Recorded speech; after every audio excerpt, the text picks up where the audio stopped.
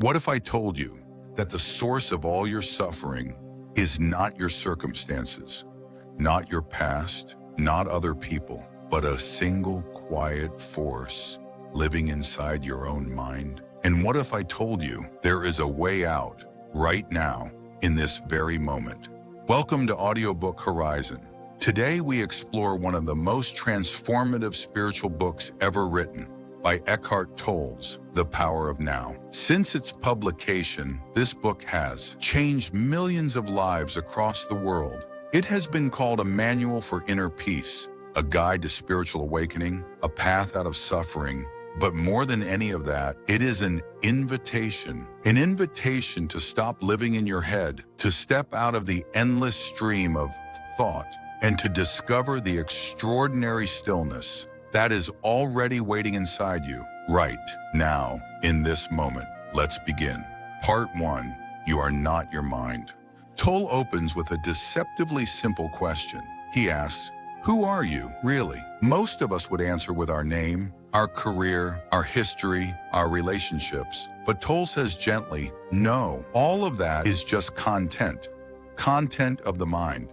But you are not the content. You are the awareness in which the content appears. Consider this right now. As you listen to these words, who is listening? There is a part of you that is aware of the words, aware of your thoughts, aware of this moment. That quiet, watching awareness is your true self, pure consciousness. The problem, Tolle says, is that almost every human being is completely identified with their mind. We believe we are our thoughts. We believe the inner voice narrating our life is who we are. But here's the truth that changed Tolle's life and can change yours. You are not your thoughts. You are the one who is aware of your thoughts. You are not the clouds. You are the sky. And the sky is always clear, no matter what clouds pass through it. Part 2, The Root of Suffering, Living in Time. Why do human beings suffer so much? It is a question philosophers have asked for thousands of years. Tolle's answer is both surprising and deeply liberating. The root cause of human suffering, he says, is the mind's addiction to time, to the past and the future. And here is the radical insight. The past no longer exists. It lives only as a memory, a thought, arising in this moment. The future does not exist either. It lives only as a mental projection, a thought arising in this moment. So when you lose yourself in guilt about something that happened years ago, or in anxiety about something that hasn't happened yet, you have stepped out of the only reality there is. You have left the present moment, and the present moment is the only place where life actually happens. The only place where you can breathe, feel, love, and truly live. Tolle is not saying never think about the past or plan for the future. He is saying use time. Don't be used by it. Do what needs to be done. Then return to the now. This is the difference between a person who thinks about the future and a person who is lost in it. One is free. The other is a prisoner of time. Part 3, The Pain Body, the Weight We Carry. Now we come to one of Tolle's most powerful and sometimes uncomfortable teachings. He calls it the pain body. Every human being, he says, carries within them an accumulation of old emotional pain. Think of every moment of hurt, rejection, fear, shame, or grief you have ever experienced. In most cases, that pain was not fully released at the time. It left behind an energetic residue, an emotional scar tissue.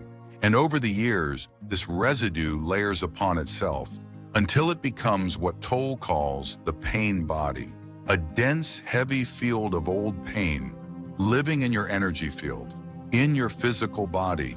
You may have felt it, that inexplicable heaviness that descends for no clear reason, that disproportionate anger at a small provocation, that familiar spiral of dark thought that seems to have a life of its own.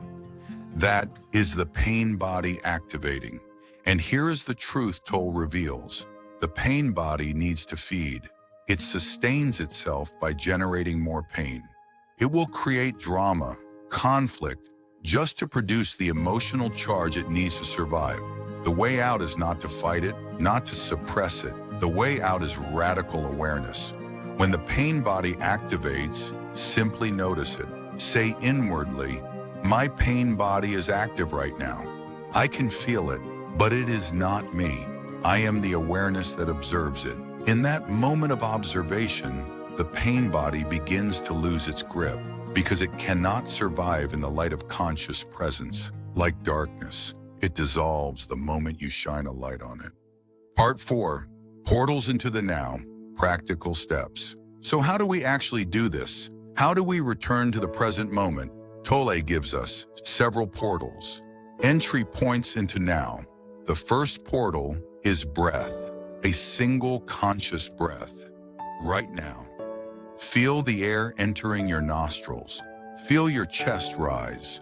Feel the subtle sensation of being alive in this body. That one breath, done with full awareness, brings you back to now, completely, instantly. The second portal is the inner body. Tolle invites us to feel the aliveness inside our physical form. Close your eyes for a moment and notice the subtle energy. Feel within your body, the tingling in your hands, the warmth in your chest, the aliveness in your feet. This inner body awareness is a direct anchor to the present. The ego cannot exist in body awareness because the body always lives in the now. It has never lived anywhere else. The third portal is stillness, the gaps between thoughts. As you listen to these words, notice the brief silence between sentences. In that silence, there is a quality of presence, of pure awareness. Tolle calls these spaces, and he says they are portals to the unmanifested, source of all consciousness. When you touch that stillness, even for a single moment, you know with every cell of your being that you are more, so much more, than the contents of your mind. Part 5, the state of presence. What it feels like. When you are truly present, something shifts, a heightened aliveness arises, a quality of attention that is different from ordinary consciousness. In ordinary consciousness, you are doing things while simultaneously lost in thought about what you're doing. In presence, you are simply doing, without the running commentary, without judgment. Just this, just now. You have felt this before. Every human being has. Those moments so absorbed in something beautiful, a piece of music, a sunset, a child's laughter, that you forgot yourself completely. Those moments of profound stillness after a long walk in nature. Those moments of unexpected peace that arrive in the middle of great difficulty. Those were not accidents. Those were moments of presence, of being exactly here, fully alive. And what Tolle offers is the possibility of making this your ordinary state, not a peak experience to be sought and chased, but a ground of being to be inhabited. The present moment always has been and always will be your home. Part 6, Relationships in the Now. Tolle's teachings on relationships offer some of the deepest insights in the entire book. He observes that most human relationships, even loving ones, are built on unconscious need. The ego seeks in another person what it cannot find within itself: wholeness, completion, peace. So it enters relationship with expectations, with conditions, with constant disappointment when the other person fails to fill the void. And this, Tolle says, is why relationships so often become sources of suffering rather than joy. But there is another way. When you are present, even a small degree of inner peace changes everything. You stop relating to your mental image of a person, your story about them, and you begin to see the actual person in front of you. Right now, in this moment, there is something sacred, Tolle says, in being truly seen, and something deeply healing in truly seeing another. When two People can be present together, not filling the space with noise and expectation, but simply being. Love arises naturally, not as a fleeting emotion, but as a state of being, clear, spacious, unconditional, and that love is only available in the now. Part 7, Surrender, the most misunderstood teaching. Let us address the teaching that confuses the most people. Tolle speaks often of surrender, and in our achievement-oriented, problem-solving culture, that word can feel like weakness, like defeat, but Tolle means something entirely different. Inner surrender is not about accepting the unacceptable on an external level. It is not passivity. It is not resignation.